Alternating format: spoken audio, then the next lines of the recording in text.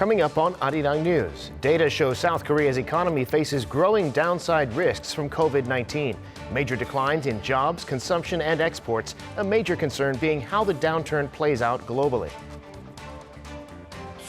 South Korea's airlines post massive losses for the first quarter. The full impact of the pandemic was only just starting then, so bigger losses are expected for Q2. And major economies start to open back up. New York City is one. Also, European countries reopening their borders for summer tourism, and Japan lifting its state of emergency in many parts of the country. It's 5 p.m. here in Seoul. Thanks for joining us on Arirang News. I'm Devin Whiting. South Korea reported 27 new cases of COVID-19 on Friday, more than half of them part of the cluster infections linked to nightclubs in Seoul. This marks the 8th straight day of double-digit increases. 5 of the cases were imported, and of the local infections, 14 were in Seoul. Total infections in South Korea now stand at 11,018. The country reported no new COVID-19 deaths, leaving the death toll at 260. Nearly 20,000 people are being tested. Today, May 15th, is Teachers' Day in South Korea, and to mark the occasion, President Jaein expressed his appreciation and respect for the nation's educators. Through social media, he thanked teachers for comforting and supporting their students while schools have been closed. Highlighting their efforts in teaching online, President Moon said they've been able to guide students on a new path of learning. The government, he said, will be doing its best to support teachers by developing information communication infrastructure. Normally, teachers and students would be making memories today with some small gifts and gestures of appreciation in the classroom. Kids are at home, though, this Teachers' Day, but they still did their best to express their thanks. Kim Sung-min reports. Elementary school teacher Shin Seung-hee is sitting in an empty classroom recording a video for her online classes. She asks questions, but there are no students there to answer them. The school semester has been further delayed due to the recent cluster infection of COVID-19 from Seoul's Itaewon neighborhood. Does it look the same or is there a difference? Okay. Teachers haven't even met their students face-to-face yet.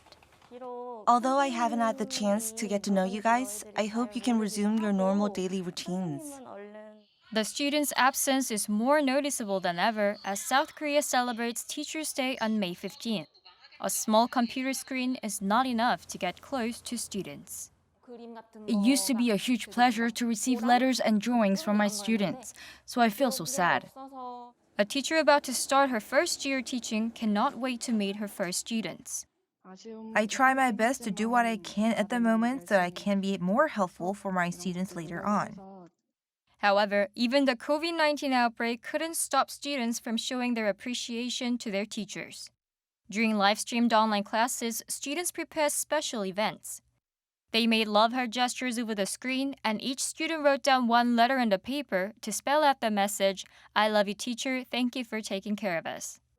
Most people did not get to celebrate the day face-to-face, but still many of them enjoyed the day in this unique way while waiting to finally meet each other for the first time. Kim Sung-min, Arirang News.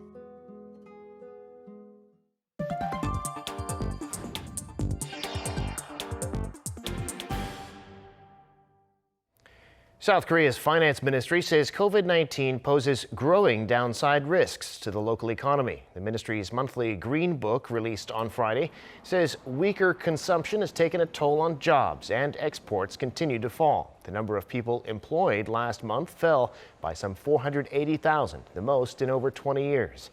The Green Book shows credit and debit card spending was down in April by 5.7% on year, hitting department stores and discount shops alike. There was also a collapse, of course, in the number of tourists from China. Things are stabilizing somewhat in Korea, but the ministry says concerns linger over the downturn globally. South Korea's airlines are reporting massive losses for the first quarter, with international travel at a standstill. The nation's biggest carrier, Korean Air, saw an operating loss of almost $46 million.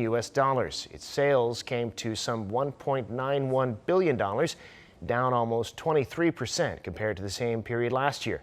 T-Way Air saw an operating loss of around $18 million, and its sales fell some 38% on year. Korean Air's low-cost affiliate Jaein saw an operating loss of $25 million and its sales were cut in half. The full impact of the pandemic only began in March, so analysts expect more losses in the second quarter. Time now for an in-depth look at the market news on this Friday, and for that I'm joined on the line by Mr. Daniel Yu, global strategist at Yuanta Securities. Mr. Yu, thank you for making time today. Thank you for having me today. Well, Wall Street recovered some of its recent losses overnight, the Dow up by 1.6%. What's the story in the global markets?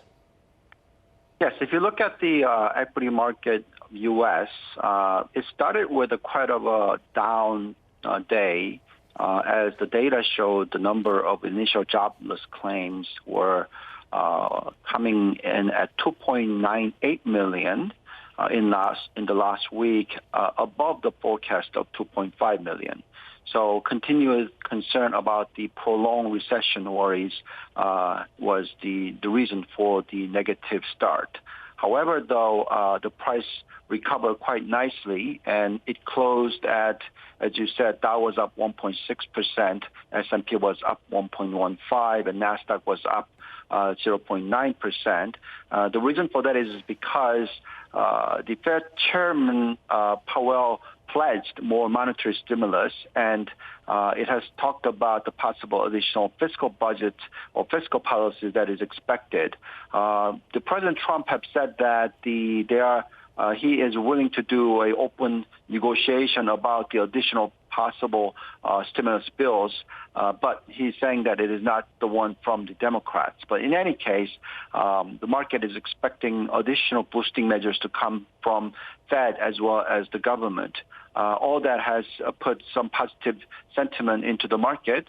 And as we see the European market, yesterday it fell quite sharply, but it started as of today, most of the European markets up anywhere between 1% to 2%. So clearly the sentiment has been improved somewhat from the previous couple of days. Right. Well, in the meantime, Korean stocks seem to take their cue from Wall Street, starting out higher, but those gains were more subdued by the closing bell. Tell us about the local markets. Right. Yes, if you just look at today's movement, it is less than U.S. market, as the Kospi was up only 0.12% and Kosdaq was up 0.2%. But if we compare the last several days, despite the U.S. market showing somewhere between 4% to 5% correction, the Korean market really didn't do much corrections. Even the down days, it showed a 1% rise about 2 days ago, and yesterday it was down slightly, but it was the option expiring date. Despite all that, and foreigners kept selling the market, it was quite resilient. Particularly if you look at what's been happening to the prices since the pandemic, the Korean market did fall significantly, similar to the global market. But in terms of the level of recovery that you are seeing from the bottom, Kospi is up 33.7%. And if you look at Kosdaq, it's up 65%, which is actually recovering all the losses that we saw from the pandemic issues. So clearly, there is definitely the sentiment is improving for Korean equity market.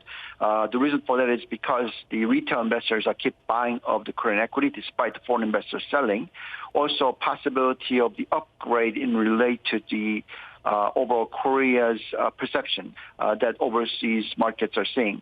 If you look at Korea, we're handling this pandemic quite better than most of other countries.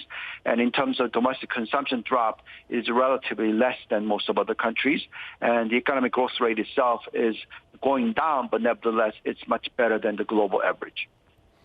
Well, meanwhile, as stocks continue to go up in general, interestingly, so does gold, which is considered a safe haven. Why would that be, and where do you see gold going from here? Right. The reason why the gold prices, as well as the Bitcoin prices are rising, is because if you look at most of the central bank all over the world, they are basically pumping money, printing money, and injecting huge amount of liquidity through the MO increase. If that kind of additional injections happens, then clearly the value of currency goes down. So therefore, a lot of the investors are looking into some alternative investment tools than the cash. So clearly that is gold as well as the Bitcoin. If you look at the Bitcoin prices, it's up by more than 100% from the collapse of the COVID-19 incident. It fell as low as $4,000. Now it's back up to $9,600, $700. So clearly it's up more than 100%. Also, the gold prices continue to rise. Right now it is hitting around $1,746 per ounce, which is one of the highest level that we saw since the last several weeks. So clearly, we are seeing additional interest that piling into the gold because, yes, there are a huge amount of liquidity available in the market. And this trend should probably here to stay as long as central banks are pumping the liquidity into the system. Got it. All right, Mr. Yu, thanks so much for sharing your insights with us today. Have a great weekend. Thank you very much. You too. Now, a new report says COVID-19 is likely to cost the global economy up to $8.8 trillion US dollars. According to the Asian Development Bank, the range will be from 5.8 to 8.8 trillion, which is equivalent to 6 to almost 10% of global GDP. That's a sharp increase from last month's report, which projected a cost of $2 trillion to $4.1 trillion. The report says China alone could lose as much as $1.6 trillion. The ADB, however, said governments around the world can take measures to reduce these losses to a little over $5 trillion. U.S. officials are making moves to stop what they see as attempts to infiltrate American businesses and steal research and data of all kinds. On top of that, there's the trade issue and, of course, the tensions over COVID-19. President Donald Trump is saying he might cut off America's whole relationship with China. Jaein has more. In the latest escalation with China, President Trump is warning he could cut off the whole relationship with Beijing, adding there are many things Washington could do. Speaking on Fox Business's Mornings with Maria on Thursday, President Trump said slashing ties with China would save the United States $500 billion. While he did not explain what he meant by cutting ties with China, some White House officials are urging him to remove Chinese companies from U.S. supply chains. The latest remark is in line with this intensified criticism of the Chinese government's handling of the COVID-19 pandemic. He has also previously suggested that Beijing should be forced to pay a price for covering up the outbreak in the early stages. President Trump also responded to the World Trade Organization's chief's abrupt resignation on Thursday, calling the organization horrible, adding that the WTO has been treating China as a developing nation, hence giving them benefits the U.S. doesn't get. Meanwhile, during an interview with Israeli broadcaster Jaein on Thursday, U.S. Secretary of State Mike Pompeo called on Israel to stop Chinese investments and partnerships. Pompeo warned Israeli Prime Minister Benjamin Netanyahu and other top officials that there's growing Chinese influence in the country, which Pompeo said puts Israeli citizens at risk. China has been developing a number of Israeli infrastructure projects, including water, ports, and transport, as part of its Belt and Road Initiative, which extends to over 70 nations in Asia, Africa, and Europe. The U.S. State Department also released a statement on Thursday, which denounced China's attempts to infiltrate systems involved in U.S. COVID-19 research. This comes as the FBI stated that the Bureau is investigating the targeting and compromise of organizations conducting research to develop vaccines and other treatments for the virus. If true, it would not be the first time China has attempted to steal medical information. Cybersecurity firm FireEye previously stated there were concerted focus by Chinese state-supported actors to access U.S. cancer-related research. 이승재, Arirang News. Economies are starting to open back up. Several areas of New York City are reopening major businesses on Friday, and EU member states say they'll soon reopen their borders for summer tourism. Japan's also lifted a state of emergency in large parts of the country. Kim Mo-gyan has the latest. 5 areas within New York State are reopening on Friday local time. In a briefing on Thursday, New York Governor Andrew Cuomo said that these areas have met the criteria for the first phase of reopening. Right now, by the criteria that we have, which is basically from the federal CDC, We have certain regions that are poised to reopen tomorrow. Other regions where the numbers do not suggest they're in a position to reopen. Those regions will allow construction, agriculture, and wholesale trade businesses to reopen in the first phase, and retail stores can offer pickup or drop-off services. With this, CNN says that by next week, at least 48 states in the U.S. will be partially running. EU member states have also unveiled plans for a phased reopening of borders to restart tourism this summer. Markets, museums, and zoos in Belgium will be allowed to operate from next week. Italy says it will reopen beaches in time for the summer, while Denmark and France have already reopened shopping centers. Japan also lifted its state of emergency in large parts of the country on Thursday. Prime Minister Shinzo Abe lifted the state of emergency in 39 of Japan's 47 prefectures, but left it in force in the capital and the second largest urban area of Osaka. We have decided to lift the state of emergency declaration for 39 prefectures, including Hokkaido, Saitama, Chiba, Tokyo, Kanagawa, Kyoto, Osaka, and Hyogo. Abe said experts will assess the situation next week for the areas still under restriction and will possibly lift the state of emergency for those areas before its planned expiration on May 31st. The Prime Minister stressed the need to restore ordinary work and daily life in Japan while controlling the spread of the virus. Kim Mo-gyun, Arirang News.